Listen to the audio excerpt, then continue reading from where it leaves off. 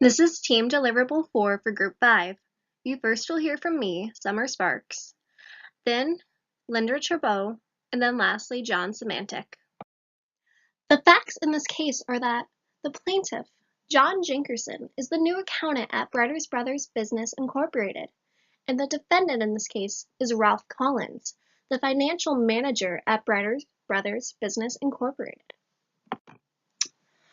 Ralph Collins, the defendant, has had an ongoing tradition of slapping his coworkers' butts on their way home for the day after his favorite football team won a game. Human Resources, though, was unaware this was happening. It was never brought to their attention by the coworkers at the company due to the fear of retaliation, since Ralph Collins is the financial manager. The issues in this case are whether John Jinkerson, the plaintiff, was a victim of sexual harassment at the hands of Ralph Collins, his coworker, and whether John may sue Brighter Brothers on the grounds of Ralph's managerial status. And did the plaintiff, John Jinkerson, take advantage of the preventative opportunities available to him? And did Brighter Brothers take reasonable action to prevent sexual harassment from occurring in the workplace? And lastly, does sexual harassment apply between two individuals of the same sex? The facts within this case are that the plaintiff, John Jinkerson, was not made aware of Ralph Collins being physical with coworkers, which caused a hostile work environment due to sexual harassment. John claims he tried to avoid the situation and asked Ralph not to touch him. Ralph did so anyway, and with Ralph being a manager, this issue may fall under specific Title VII sections. Lastly, no one in the office had reported this behavior previously in fear of retaliation from the defendant, and the plaintiff reasonably tried to take advantage of preventive or corrective opportunities provided by the employer or to otherwise avoid harm reporting the issue to Human Resources. There was no adverse employment action taken against the plaintiff. For example, no discharge, demotion, or undesirable reassignment. In addition, the employer was not given the opportunity to exercise reasonable care to prevent and promptly correct the harassing behavior. With having no other employees report the situation previously, Brighter Brothers did not have prior knowledge of the actions taking place prior to John's accusation against Ralph. The plaintiff may not have satisfied the prerequisite administrative procedures required for filing in court, or may be contractually bound by an arbitration clause. The issue happened at Brighter Brothers San Diego's corporate office, but they have another in Tennessee. The arbitration clause could have specified where the plaintiff should have filed suit. In addition, a defense attorney may be able to successfully argue that the cause of action has no substantial connection to the state in which the court sits, in which case this would be dismissed. And was this suit filed prematurely? The law involved. Here we have where the law could be applied, and in this case, under employment law discrimination, traditionally an employee could sue under quid pro quo or hostile work environment theory. And we have the Eller-Faragher affirmative defense. Title VII, an employee may sue an employer for sexual harassment by a supervisor or a coworker, which in this case we have Ralph, who is both a coworker and a manager. So this is determined on whether it resulted in tangible employment action, which would equal no defense by the employer, or no tangible employment action, which would equal that the employer may assert an affirmative defense.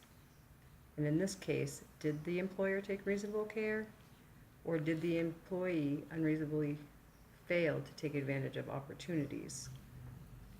For example, in 1998, the U.S. Supreme Court decided two cases that established parameters for employer liability issues in sexual harassment complaints within the employment discrimination law. which would be the two categories of sexual harassment or hostile work environment. The employer liability for sexual harassment by a coworker, the plaintiff must prove that the sexual harassment was unwelcome, that it was also harassment based on sex, that the harassing behavior was sufficiently severe or pervasive enough to affect the terms, conditions, or privileges of their employment, and whether or not the employer knew or should have known of the harassment and failed to take immediate and appropriate corrective action. For a hostile work environment case, victims are not required to allege tangible employment actions that occur, but rather that the actions were so severe and persistent that it affected the employee's work conditions. And this would be creating an abusive work environment. Hello everyone, my name is John Samanchik. I am part of the team here delivering on Deliverable 4. I am responsible for slides 8 through 10. And first wanted to say I have no access to a camera, but we're going to continue from here. The decision / holding. The decision made was that the plaintiff will be held affirmative on the issue of sexual harassment, hostile work environment. The defendant, Brighter Brothers, is also found to be held liable for not ensuring a safe work environment for its employees. There were some facts on this decision, one being the training and code of conduct and escalation process was not in effect. Also, employees did not feel safe due to fear of retaliation.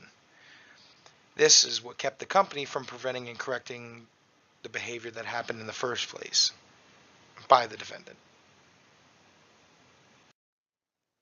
When we look at the reasoning in this case is that all parties had a hand to play in this matter. The plaintiff notified human resources about the problem, but did not give the company sufficient time to correct said problem. The company is liable in that sense.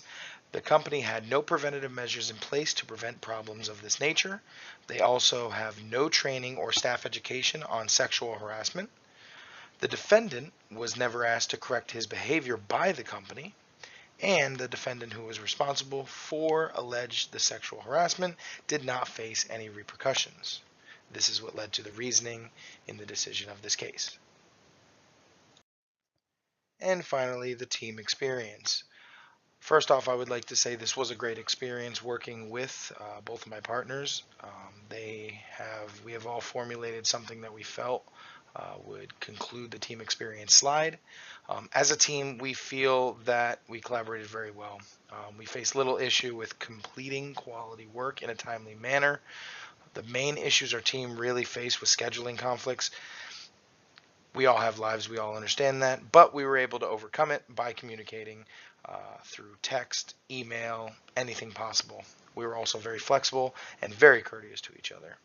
This project allowed our team to gain knowledge on how important it is for businesses to have a robust policy system that follows all applicable laws in order to protect itself and its employees from harm or litigation. I would like to say thank you for this time, and everyone have a wonderful day.